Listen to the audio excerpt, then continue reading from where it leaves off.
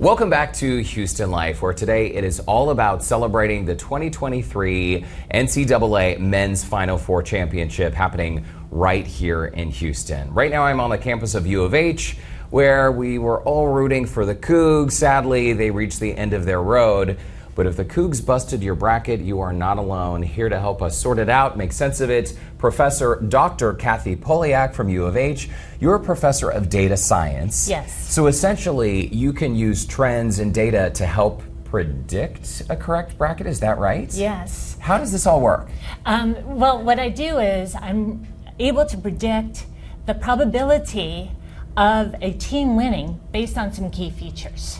Okay, and is this just for the Final Four, or you've been doing this for like Sweet 16, Elite 8, all the way through the process? I just did it for the Final Four. I hadn't done for the previous. I was looking at the brackets and continuing, but now for the Final Four, I actually put this probability together. Okay, and do you want to tell us your findings and how you got there? Yes. My findings show that the University of Connecticut has the highest probability of winning, given some of the key features. Okay, Yes. and this equation on the board behind us, this has something to do with it? This is how you got to that conclusion? Yes. Okay, explain this. This is all great to me. So this is called a logistic regression. A logistic regression? Logistic regression. Okay. So it's the chance of, in this case, the probability of a team winning given some key features. In the example that I have for this, my key features I used is their seed going into the tournaments, their percentage of wins during the season, and how much they won by in each round. All right, so when you have an equation like this, in order to predict a team's win, you have to sort of dig into their entire season of stats. Yes. Yes, so I got their percentage of wins for the entire season, plus also I used what they've done in the tournament. Okay, So, and can you yes. sort of spell out what this all is? So so the Y here is my response variable, whether they win or lose. Okay. So 1 means that they won. Okay.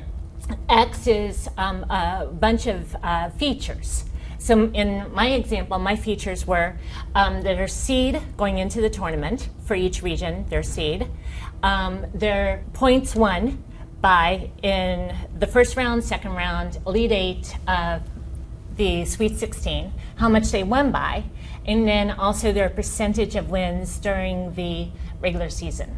Interesting. Okay, so all of those factor into this equation, Yes. and you've distilled them down into these symbols. Yes.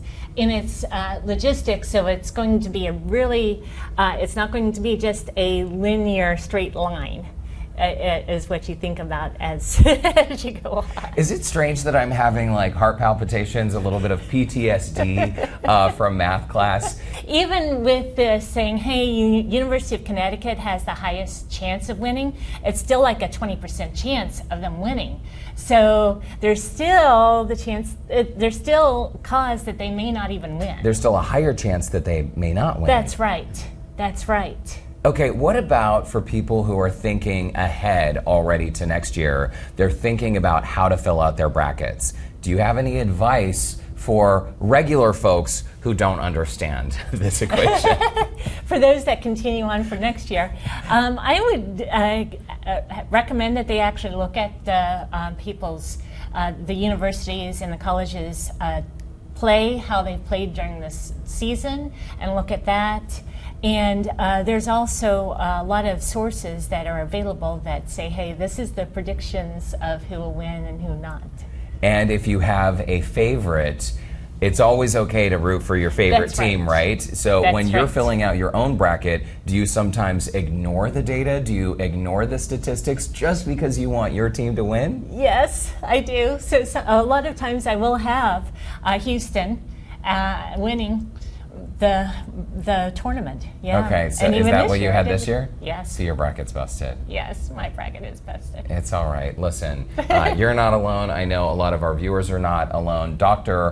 Professor of Data Science, Dr. Kathy Poliak, thank you so much for spending Thank time you. with us today. Thank you. This is very interesting. I'm going to take notes and maybe have dreams about math class.